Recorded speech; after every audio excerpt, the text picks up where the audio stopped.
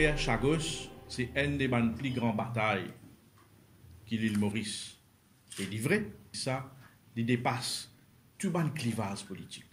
Nous avons quasi un consensus national, l'opposition, différents gouvernements dans nos batailles pour l'archipel Chagos. Une délibération qui finit déroulée ces derniers jours à La Haye, finit aussi démontrer un petit peu position nous ban alliés et nous saluer position l'Union africaine qui finit back nous à 100% et surtout ban intervention qui nous finit écouter de la part des ban dirigeants et représentants pays africains. Plus grand combat qui nous est pour mener, c'est maintenant qu'il commence. Un avis consultatif qui lit dans ou faveur, qui lit contre ou, il n'y a pas de sens presque non. La bataille gagnée avec une diplomatie qui menée d'une façon correcte par des gens compétents en la matière. Nous avons nos cases La Haye, nous avons Brexit, côté anglais, puis commence à renégocier beaucoup d'autres accords bilatéraux. Nous devons prendre ça en considération. Il y va de la survie de beaucoup de l'industrie. Donc nous lançons aussi un appel au gouvernement anglais qu'il ne faut pas se deviner avec une latitude revancharde.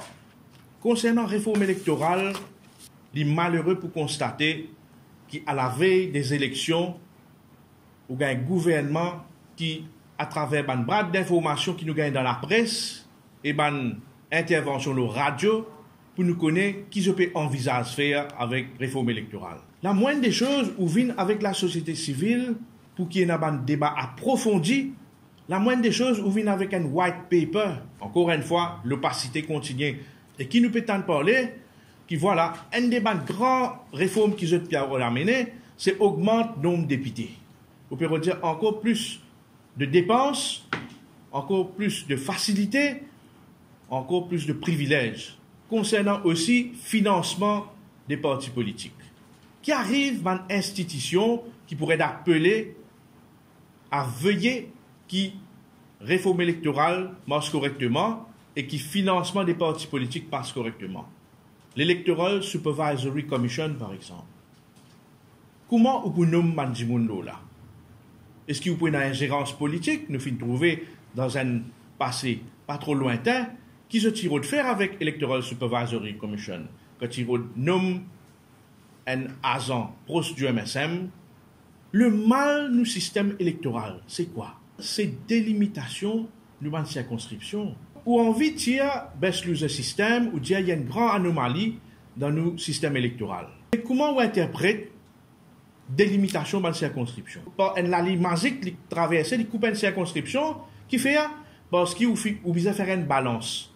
Donc, si on a envie d'amener une réforme acceptable, que toutes les couches de la société mauricienne sont représentées, que chaque vote qu'un timoun mettait, il comptait, il pas senti marginalisé, ou bien adresse le gros problème avant, c'est-à-dire découpage ou ban circonscription. Nous aussi très concernés et dans beaucoup de réserves, l'accord de pêche qui le gouvernement signé avec le Japon. Quand nous connaissons le Japon, c'est un pays qui, malgré un embargo, la pêche, la baleine, dauphin, qui n'a pas comply avec les normes internationales. Est-ce qu'il y a l'accord de pêche là pour empêcher les bateaux japonais de la pêche dans nos délais territoriaux, que je poil la pêche, nous la baleine, nous dauphin, et nous demandons le gouvernement de jouer la transparence et de disclose toute bonne négociation, discussion qui se peut gagner avec le Japon concernant l'accord de pêche. Un côté peut aussi l'accord avec le Japon, de l'autre côté, où gagne un PCR artisanal, un PCR traditionnel de l'île Maurice, peut souffrir avec mesures budgétaires concernant la pêche de lagon, de shallow waters, où peut laisser les autres bateaux industriels rentrer.